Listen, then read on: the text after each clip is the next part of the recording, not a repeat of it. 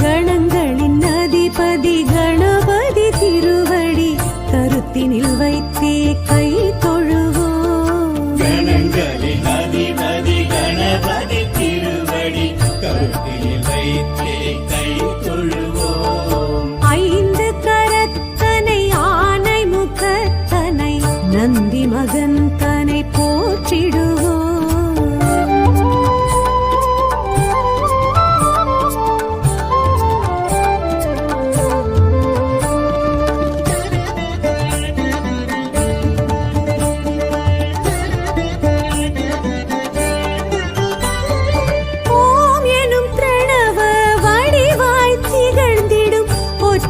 கொம்பனை போற்றிடுவோம்.